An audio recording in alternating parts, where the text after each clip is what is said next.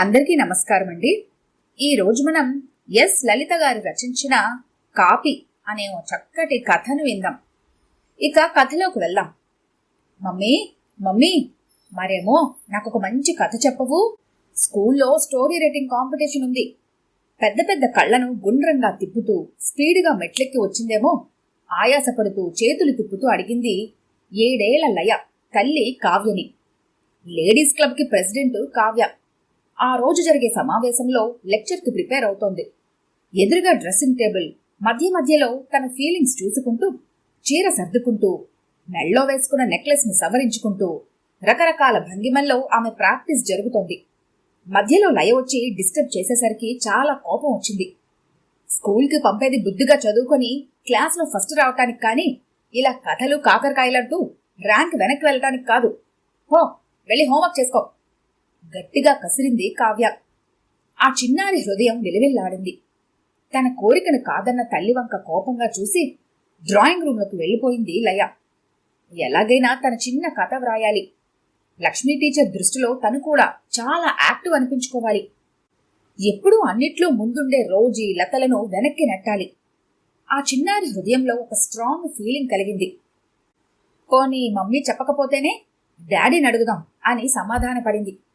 కానీ డాడీ ఎప్పుడు కలుస్తారు? ఒక్కోసారైతే వారం రోజులు కూడా డాడీ కనిపించరు. ఏమిటో ఈ మమ్మీ డాడీకి పనులు ఎప్పుడు బిజీనే.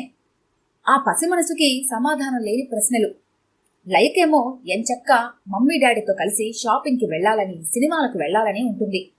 వాళ్లకేమో ఇంటికి రావటానికే తీరికలేదు. లయ మనస్సులో కథ వ్రాయాలన్న పట్టుదల చిన్నగా మొలకెత్తి మహావృక్షమై కూర్చుంది.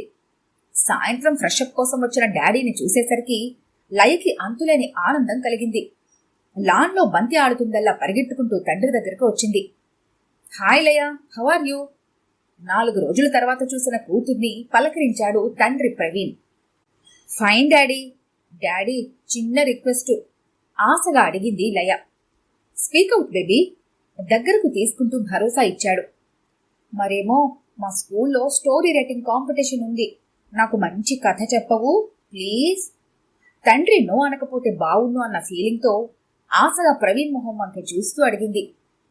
Oh shit, స్టోరీనా? నేనింకేదో అడుగుతావు అనుకున్నాను. ఐఎమ్ సారీ బేబీ, నాకు స్టోరీస్ రావు తేలిగ్గా కొట్టిపారేశాడు. లయకి దుఃఖం పొంగుకొచ్చింది. ఛీ, నా ఇంట్రెస్ట్ ఎవ్వరికీ అక్కర్లేదు అనుకుంటూ మౌనంగా మళ్లీ లాన్లోకి వెళ్లిపోయింది. లయలో నిమిష నిమిషానికి కథ వ్రాయాలన్న పట్టుదల పెరుగుతోంది. ఎలాగైనా కథ వ్రాయాలి, తప్పదు. తను పోటీకి వెళ్ళాలి, తనకే ప్రైజ్ రావాలి. అది చూసి మమ్మీ డాడీ గ్రేట్గా ఫీల్ అవ్వాలి. నాయనమ్మా, నాకొక మంచి కథ చెప్పవు? రాత్రి పడుకునే ముందు నాయనమ్మను కూడా అర్థించింది లయ. ఏ కథ కావాలి? రామాయణమా, భారతమా, రాజకుమారుల కథలా? చెప్పు తల్లి అంటూ లయను తన ఒళ్ళో కూర్చోపెట్టుకుంది ఆ పెద్దావిడ. అవేం వద్దు, నాకు మంచి కథ కావాలి, నాకే ప్రైజ్ రావాలి, ప్లీజ్ చెప్పవా? బ్రతిమలాడుతున్న ధోరణి. అయ్యో, కథలకే బోలెడొచ్చు, అన్ని పురాణాలు ఇతిహాసాలే. నీకు నచ్చే కథ నేనేం చెప్పగలనే తల్లి అంటూ లయబుగ్గలు పునికి పుచ్చుకొని ముద్దాడింది. లయకు మాత్రం చాలా రోషం వచ్చింది. ఒళ్ళోంచి దిగి బుగ్గలు రాసుకుంటూ మీరంతా ఒకటే, నేనెవ్వరికీ అక్కర్లేదు అంటూ గదిలోకి వెళ్ళిపోయింది. పిచ్చిపిల్ల, అమ్మా నాన్న ఉన్నా దాని ఆలన పాలన చూడరు. తనేమన్నా చెబుదామంటే కృష్ణరామ అంటూ కూర్చోక ఇవన్నీ నీకెందుకు అంటారు అనుకుంటూ మంచం మీద పడుకుని కళ్ళు మూసుకుంది. లయ మాత్రం ఆలోచిస్తూనే ఉంది. అప్పటికే 2-3 సార్లు ప్రయత్నం చేసి కాగితాలు ఖరాబు చేసింది. తనకే నచ్చలేదు. అప్పుడు గుర్తొచ్చింది వాళ్ళ కాలనీలో చిల్డ్రన్స్ లైబ్రరీ సంగతి. ఎలాగైనా రేపు వెళ్ళాలి. పాత కథలన్నీ వెతికి మార్చి కొత్తగా వ్రాయాలి. ఎవరూ కోఆపరేట్ చేయకపోతే ఏం చేస్తుంది? అభంశుభం తెలియని ఆ పసి మనసు తప్పు చేయడానికి శ్రీకారం చుట్టింది. లయ చేతిలో వెండి కప్పు తలతలా మెరుస్తోంది. గంధం గిన్నెలా ఉన్న ఆ కప్పు అందుకుంటుంటే ఆమె కళ్లల్లో కోటి దీపాల కాంతి, మొహంలో అమాయకమైన చిరునవ్వు, చుట్టూ చప్పట్ల హోరు. ఎంత గర్వంగా ఫీల్ అయిందో! ప్రైజ్ గెలుచుకున్నానన్న సంతోషం, రోజీలతలను ఓడించానన్న ఆనందం ఆమెని ఆఘ మేఘాల మీద ఇంటికి తెచ్చాయి. అప్పటికి రాత్రి 8:30 అయింది. క్లబ్ నుంచి వచ్చిన కావ్య తాపీగా మేకప్ తీసేస్తోంది. మమ్మీ, నాకే ఫస్ట్ ప్రైజ్ వచ్చింది, కావాలంటే చూడు అంటూ కప్పు పట్టుకుని కావ్య ముందుకు దూకింది. ఒక్క క్షణం ఆశ్చర్యపోయి ఆ వెంటనే తేరుకొని, నీకెవరు చెప్పారు కథ, నిజం చెప్పు కళ్ళు పెద్దవి చేసి చూపుడు వేలుతో బెదిరిస్తూ లయది ఒక భుజం పట్టుకుని గట్టిగా అడిగింది. ప్రైజ్ చూడగానే దగ్గరికి తీసుకుని ముద్దు పెట్టుకుంటుందనుకున్న తల్లి బెదిరించేసరికి లయకి కన్నీళ్ల పర్యంతమైంది. అబద్ధాలు అలవాటు లేని లయ, కాపీ కొట్టాను మమ్మీ, లైబ్రరీలో పాత కథల పుస్తకంలో కథ మార్చి రాశాను నిజాయితీగా ఒప్పేసుకుంది. కాపీ కొట్టావా? ఇదేనా నీకు స్కూల్లో నేర్పుతున్నది?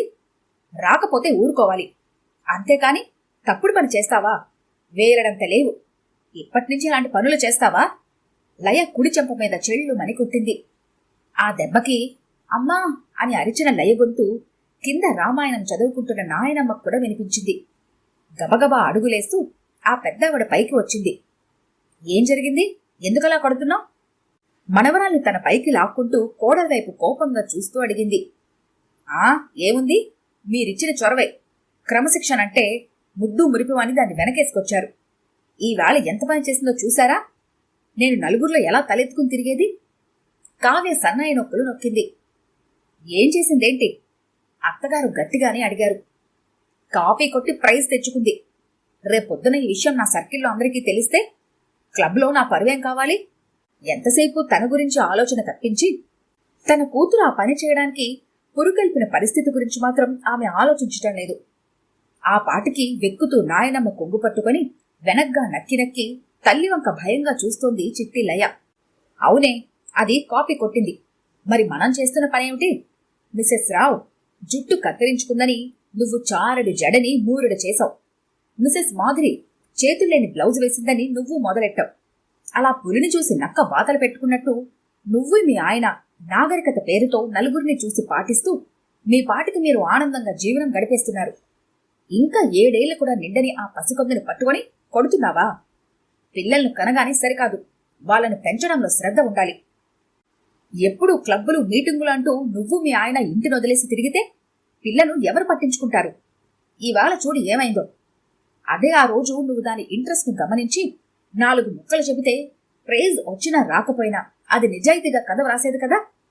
అమ్మ పెట్టా పెట్టదు, అడుక్కు తినానివ్వదు అన్నట్టు దాని బాగోగులు చూడకుండా మీ సరదాలు తీర్చుకుంటూ కాలక్షేపం చేస్తున్నారు. ప్రేమ, ఆప్యాయత, అనురాగం అంటే అర్థం తెలియకుండా పెంచుతున్నారా పిల్లని? ముందు ముందు మీరే నష్టపోతారు. మనవరాల్ని తీసుకుని కోడలి సమాధానం కోసం ఆగకుండా వెళ్లిపోయిందావిడ. కావ్య ఆవిడ వెళ్లిన వైపే ఉక్రోషంగా చూసింది. కారణం తనని వేలెత్తి చూపించింది అని. ఆమెకు ఒళ్లంతా మంటగా ఉంది. భర్త రాగానే నచ్చజెప్పి లయను బోర్డింగ్ స్కూల్లో వేయాలని నిశ్చయించుకుంది.